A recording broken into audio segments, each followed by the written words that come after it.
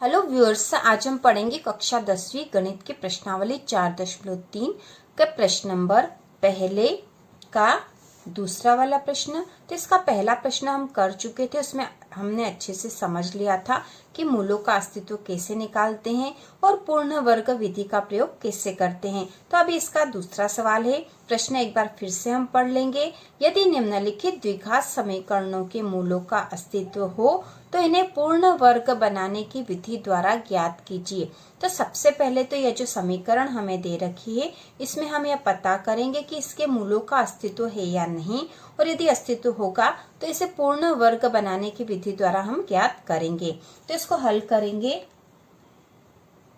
तो ये जो समीकरण हमें दे रखी है किस रूप में है, इसका जो आदर्श रूप है वह ax2 धन bx धन c बराबर 0 इस रूप में होती है।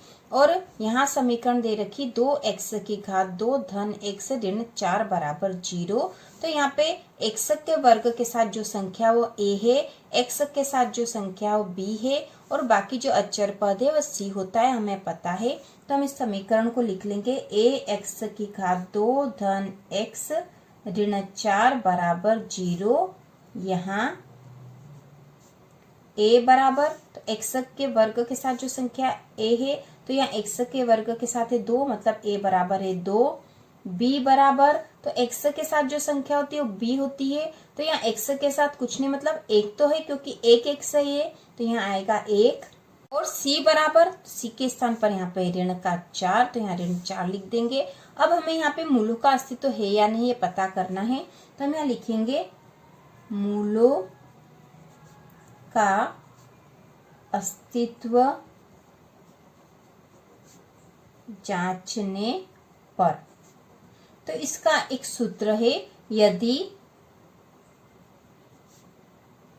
b स्क्वायर ऋण 4ac बड़ा और बराबर है 0 के, तो ऐसी स्थिति में मूलों का अस्तित्व है। यदि ऐसी स्थिति है b स्क्वायर ऋण 4ac 0 से बड़ा है या इसके बराबर है तो मूलों का अस्तित्व होगा। और यदि तथा b स्क्वायर ऋण 4ac छोटा है 0 से तो मूलों का अस्तित्व नहीं है, मूलों का अस्तित्व नहीं होगा। तो ऐसी स्थिति होती है तो हमें यहाँ पे b स्क्वायर ऋण 4ac का मान निकालना पड़ेगा, और यह मान यदि 0 से बड़ा है तो यहाँ मूलों का अस्तित्व होगा, और फिर हम इसे पूर्ण वर्ग विधि द्वारा हल करेंगे। इस प्रकार हम b स्क्वायर ऋण 4ac का मान निकाल लेंगे, तो हमें पता चल जाएगा कि यह मान यदि 0 से बड़ा है तो मूलों का अस्तित्व होगा। तो हम यहाँ पे लिख देंगे। तो b का मान हमने क्या निकाला था, तो b का मान आया था 1, तो 1 का वर्ग ऋण 4, a का मान हमने निकाला था, a का मान जो समीकरण के अनुसार है वह 2 है, और c का मान है ऋण का 4। अब इसको हल कर लेंगे। तो यहाँ पे 1 का वर्ग तो 1 ही होगा, 1 का वर्ग मतलब 1 का 1 में गुणा, तो 1 ही आएगा। ये ऋण है, अब इन तीनों का गुणा कर लेते पहले। तो 4 दूना 8, 8 चौक 32, और ये 32 ऋण के होंगे क्योंकि 8 का गुणा हम ऋण 4 में करेंगे तो ऋण के 32 हो जाएंगे। अब इसको और हल कर लेंगे, तो 1 ऋण और ऋण हो गया धन, और ये 32, तो 32 और 1 हो गए यहाँ पे 33। तो b स्क्वायर ऋण 4ac का मान आया है 33, जो कि बड़ा है 0 से, अतः मूलों का अस्तित्व है। तो यहाँ पर मूलों का अस्तित्व है, अतः हम इस समीकरण को पूर्ण वर्ग बनाने की विधि द्वारा हल करेंगे। तो यहाँ जो समीकरण है वह है 2x2 धन x ऋण 4 बराबर 0। इसे समीकरण 1 नाम दे देंगे। हम इसको हल करेंगे पूर्ण वर्ग बनाने की विधि से। तो पूर्ण वर्ग बनाने की विधि से हल करने पर, पूर्ण वर्ग बनाने की विधि से हल करेंगे। तो हल करने के लिए हम इस जो समीकरण है, तो यहाँ पे पूर्ण वर्ग नहीं है 2, तो इसके लिए हम इसे 2 से भाग दे देंगे पूरी समीकरण को। 2 का भाग समीकरण 1 में लगाने पर।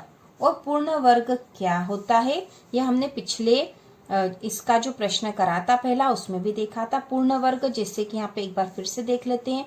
जैसे 1 है, 1 का वर्ग, 2 का वर्ग, 3 का वर्ग।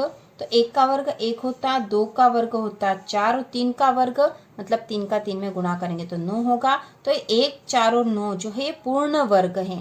तो यहाँ पे यह जो 2 है पूर्ण वर्ग नहीं। ऐसी स्थिति में हम 2 का यहाँ भाग लगा रहे हैं और इस प्रकार से हम इसको हल करते हैं। तो 2 का भाग समीकरण 1 में लगाने पर तो यहाँ हो जाएगा 2x की घात 2 धन x ऋण 4 बराबर 0 है। तो इसमें 2 का भाग यहाँ, 2 का भाग और यहाँ, 2 का भाग यहाँ लग जाएगा। 0 में 2 का भाग लगाएंगे तो 0 ही आ जाएगा, इसलिए इससे कोई फर्क नहीं पड़ेगा। 2 से 2 कट गए यहाँ पर। यहाँ पे 2 एकम 2, 2 दूनी 4 हो गए। अब इसको हम लिख लेंगे, क्या बचा है, x की घात 2 धन x बट्टा 2 ऋण 2 बराबर 0। यहाँ नई समीकरण आ गई और इसे हम समीकरण 2 नाम दे देते हैं ताकि हमें ध्यान रहे। अब इस समीकरण को हम किस विधि से हल करते हैं, जैसे कि पिछले सवाल में करा था, और हम इसको सूत्र बनाने की कोशिश करेंगे और वह सूत्र होगा a धन b की घात 2। तो a धन b की घात 2 बराबर होता है a की घात 2 धन 2ab धन b की घात 2। ठीक है, यह सूत्र होता है इसका। और यहाँ पर यह जो है a की घात 2 है और यहाँ 2ab है और हमें b निकालना है कि यहाँ b क्या होगा। तो ये 2ab है x बटा 2 जो 2ab के स्थान पर है। तो हम यहाँ लिखेंगे 2ab बराबर है x बटा 2। तो हमें b का मान निकालना है, इसलिए हम ये कर रहे हैं। तो 2ab, तो 2 a के स्थान पर क्या है, तो हमें पता है a के स्थान पर क्या, a के स्थान पर यहाँ x है, a के स्थान पर क्या है x, क्योंकि हम इस सूत्र के अनुसार हल करेंगे इसलिए हम इस सूत्र a धन b की घात 2 वाला सूत्र हमें लगाना है। तो a की घात 2 होता है, तो यहाँ x की घात 2 तो a के स्थान पर x है। तो हम यहाँ लिख देंगे x गुणा b बराबर x बट्टा 2। अब यहाँ पे हमें b का मान निकालना है, तो x से x तो यहाँ कट जाएगा और ये b बराबर हो जाएगा 1 बट्टा, और ये 2 गुणा में तो यहाँ नीचे बट्टे में जाएगा, तो 2 गुणा 2 हो जाएगा। तो b बराबर हो गया, b बराबर 1 बट्टा 4। b का मान हमारे पास आ गया 1 बट्टा 4। तो अब देखो यहाँ पे b जो है 1 बट्टा 4 होना चाहिए था, लेकिन नहीं है, और हमें तो b की घात 2 चाहिए। तो हम 1 बट्टा 4 की घात 2 को जोड़ भी देंगे और घटा भी देंगे, तो उससे समीकरण में कोई फर्क नहीं पड़ेगा और हमें सूत्र भी मिल जाएगा। तो देखो हम यहाँ करेंगे x की घात 2 धन x बट्टा 2, 2ab के स्थान पर है, धन 1 बट्टे 4 का वर्ग ऋण 1 बट्टा 4 का वर्ग। एक बार हमने जोड़ दिया, एक बार घटा दिए, धन से ऋण आपस में कट जाएगा, तो इस समीकरण पे कोई फर्क नहीं पड़ेगा। ऋण 2 बराबर 0। तो इस प्रकार से ये हो गया, हमने b निकाल लिया 1 बट्टा 4 यहाँ पे इस तरह से। अब यहाँ पर हम लिखेंगे, यहाँ पे x का वर्ग धन x बट्टा 2 धन 1 बट्टे 4 की घात 2। तो यहाँ पे सूत्र बन गया है a का वर्ग धन 2ab धन b का वर्ग।